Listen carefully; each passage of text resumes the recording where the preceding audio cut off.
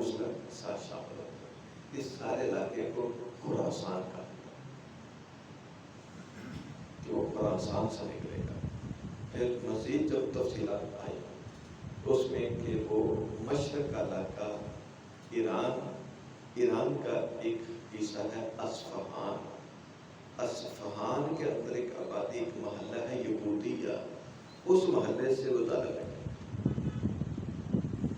آج بھی وہاں 20 لاکھ کے قریب یہودی آباد ہیں اور ایران کی پارلیمنٹ کے رکن بنتے ہیں، اور اس حصے میں وہ اپنی آباد کاری جاری ہوتی ہے، لوگوں کو لانا کے ادھر آباد کرتے ہیں، اور پھر اس جگہ سے جب نکلے گا تو اس کے ساتھ 70,000 یہودی ہوں گے، اور وہ کہاں کے ہوں گے؟ میرے یہود اصفہان کے یہودی، اور علیہم الطیالسہ، ان کے اوپر چادریں ہوں گی۔ تو گرامیٹیکل رولز کے مطابق طیالسہ کالی چادریں اور سیاہ چادریں، کالی سیاہ چادریں، یا کسی جگہ لکھا ہے سبز چادریں۔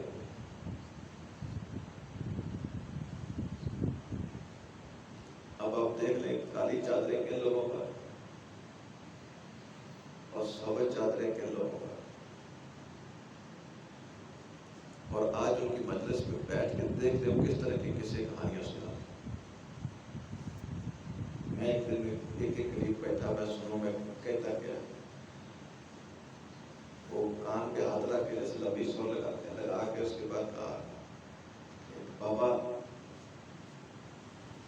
ہمارے فلاں بابا، اس کے سامنے انگریز آیا، اس کے ہاتھ میں گن تھی اور بابا کے ہاتھ میں بڑی ساری تسبیح تھی۔ تو پوچھا انگریز سے کہ یہ گن کا کیا کمال ہے؟ اس نے کہا کہ لو، یہ سامنے درخت پہ پرندہ بیٹھا ہے، اس نے اس کو نشانہ کیا اور پرندہ کے نیچے آ گیا۔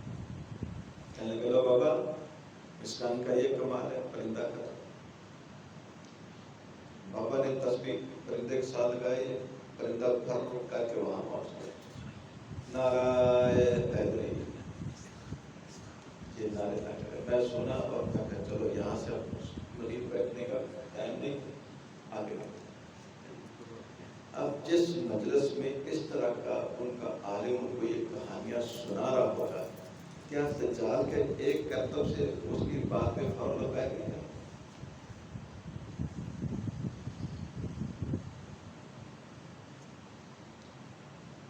ایسی ایسی کہانیاں جس کا نہ ساتھ نہ تھا۔ تو اس دجال کے ہاتھ میں اللہ تعالیٰ نے آزمائش کے لیے کئی چیزیں رکھی۔ کسی کو اٹھا دینا، مردہ کو باتیں کروا دینا، کہے گا میں آپ کے ماں باپ سے باتیں کروا دوں، اٹھا کے بات کرو۔ زمین پر دانا پھینکا جائے، بھوکا ہے، پتھر پہ سے بھوکا ہے۔ ایسی ایسی چیزیں جو انسان کے وہم و گمان میں وہ کر دکھائے گا۔ کیوں؟ آزمائش ہے، آزمائش میں یہ ساری چیزیں ہوتی ہیں۔ تمہارے سامنے اگر کوئی دنیا میں آدمی پانی پہ چلتا نظر آتا، ہوا میں اڑتا نظر آتا، تو اس کا مطلب یہ نہیں کہ یہ کوئی پہنچے بھی سرکار ہے۔ ہاں جہنم پہنچی تو پھر فکر کوئی نہیں، اس کے لائق نہیں۔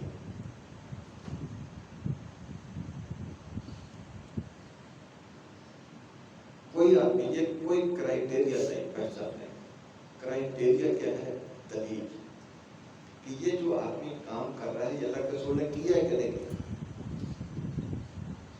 اگر اس کے پاس دلیل ہے تو اس کو سلام ہے، اس کی اطاعت ہے، اس کی پیروی، اس کے نقش قدم پہ چلے۔ اگر اس کے پاس دلیل نہیں، پھر جو مرضی سناتا ہے اس کو بک بک تو کہا جا سکتا ہے، وہ کوئی ہدایت کی بات نہیں ہو سکتی۔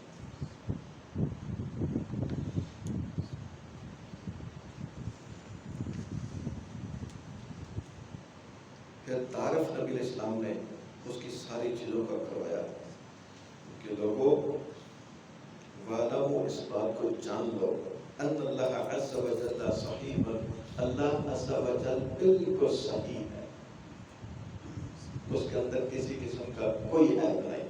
اور یہ کانا دجال اپنے آپ کو رب کہتا ہے، اس کے بارے میں یاد رکھو،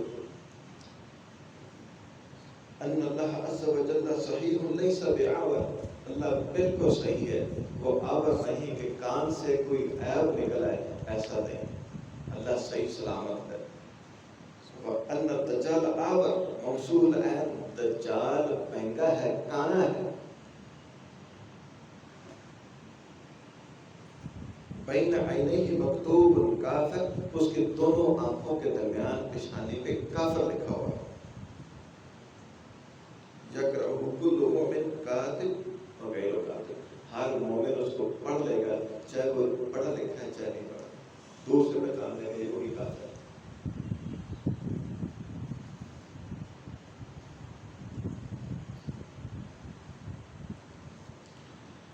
پھر اپنے اسلام نے اس کے جو اس کا فتنہ بڑا سخت ہونا ہے اس کے بارے میں فرمایا. اسماء بنت یزید انصاریہ بیان کرتی ہیں، کان رسول اللہ صلی اللہ علیہ وسلم، اللہ کے رسول فی بیت، میرے گھر میں سے، فذکر الدجال، آپ نے دجال کا ذکر کیا. فقال، فرمایا، ان بین یدیہ ثلاث سنین سنہ، دجال سے پہلے 3 سال ایسے آئیں گے کہ کیا ہوگا؟ آسمان اپنی بارش روک لے گا.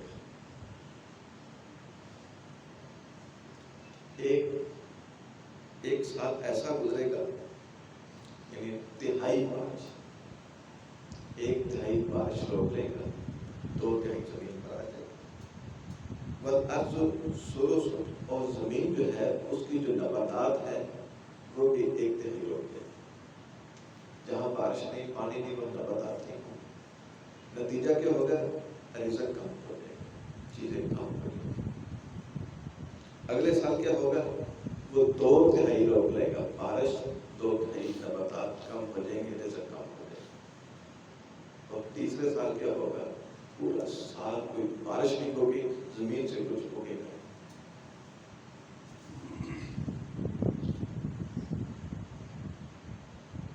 جانور، حشرات، زمین پہ چلنے والی دیگر مخلوقات ختم ہو جائیں.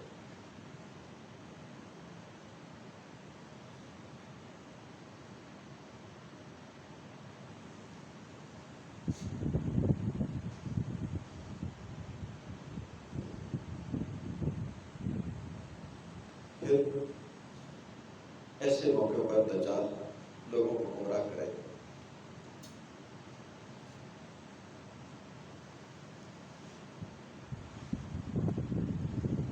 وہ لوگوں کو اپنے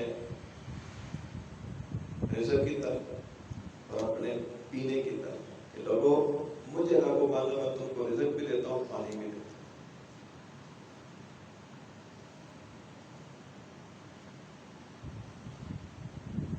اب جو بھوک سے متاثر ہو کر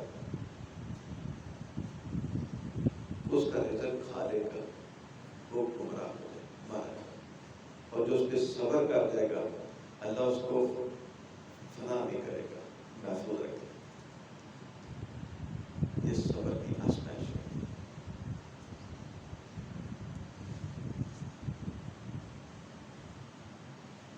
معاملات سخت ہونے، لیکن ان چیزوں میں آپ نے قائم رہنا کہ ہمارے پیغمبر جو ہم کو سبق دیا اس کو نہیں بھولنا. جو آدمی بھول گیا وہ تو اس کی مجلس میں آ گیا، وہ تو اس کی قید میں آ گیا، وہ بے دین ہو گیا.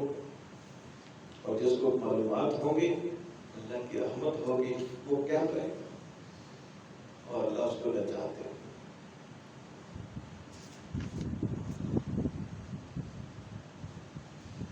الشيخ يعني المؤمن لا يشعر بالجوع. ہاں بالکل، مومن کو پھر بھوک کا احساس نہیں رہے گا. اللہ کا نام ذكر الله يعني اللہ کا يشبع.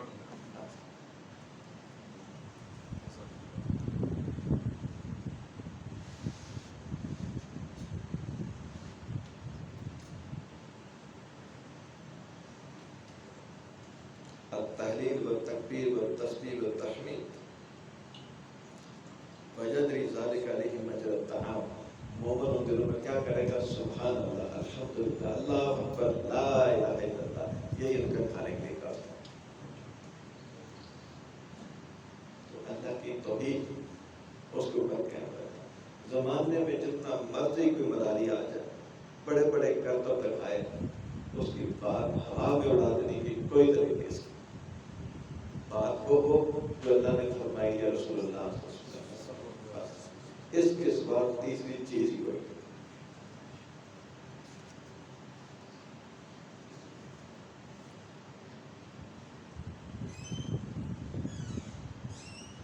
اس دجال کے ساتھ جو سب سے زیادہ سخت مزاحمت کرنے والے لوگ ہوں گے وہ بنو تمیم کے لوگ. آج بھی آپ عرب میں چلے جائیں، نبی اسلام کا خاندان کے لوگ بھی موجود ہیں، قریش کے لوگ آج بھی موجود، قیامت تک رہے. اس کے بعد ذکر آئے گا مہدی علیہ السلام، وہ بھی ذکر کرو گا. وہ نبی اسلام کے خاندان سے ہوں گے. اب اسلام نے فرمایا اس کا نام میرے نام پر ہوگا، اس کا نام بھی محمد ہوگا، اس کے والد کا نام عبداللہ ہوگا، والدہ کا نام آمنہ ہوگا، اور حضرت حسن کی اولاد سے.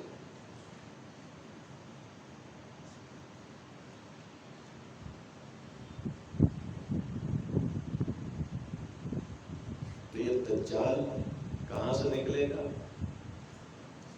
اصفہان کا علاقہ یہودی یا وہاں سے،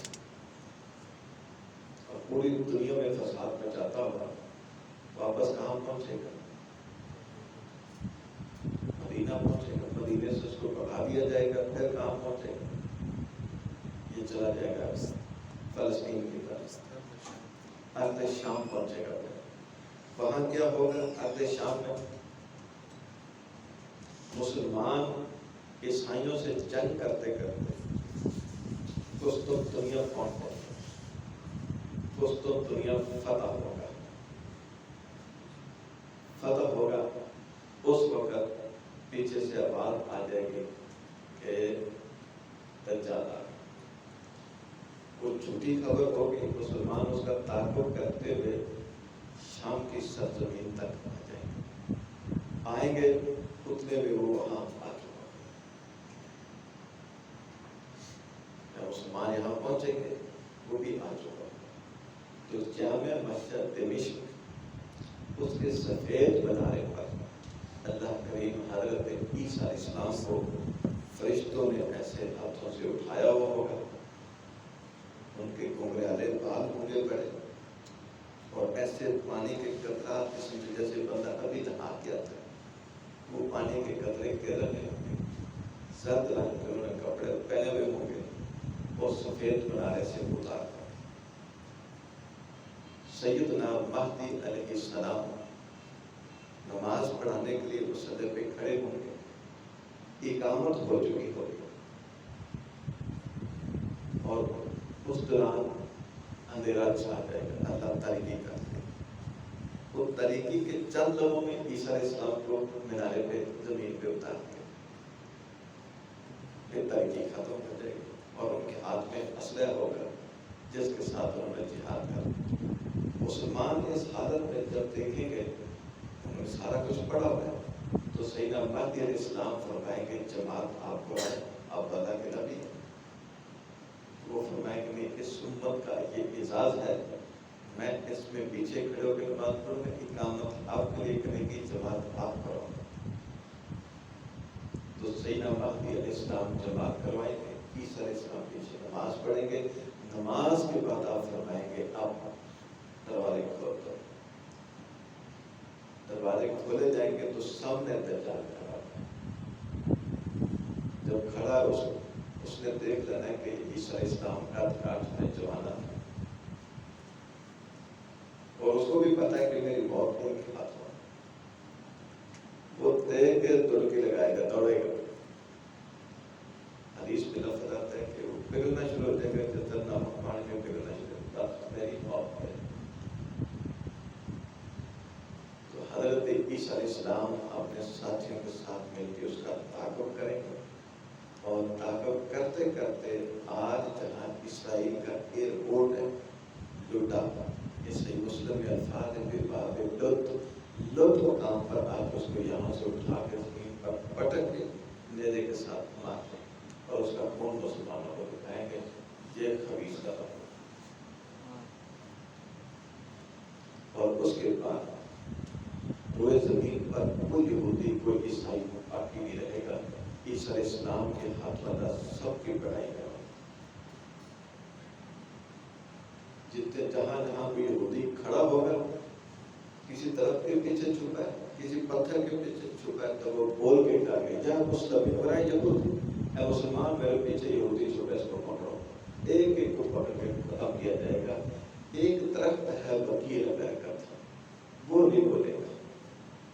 آج بھی یہودی اس کو جگہ جگہ بڑی سی باز کر رہے ہیں کہ یہ ہمارا درخت ہے۔ ان ظالموں کو پتہ ہے کہ ہماری طرف کٹائی بڑی، وہ اپنا بندوبست کر رہے ہیں۔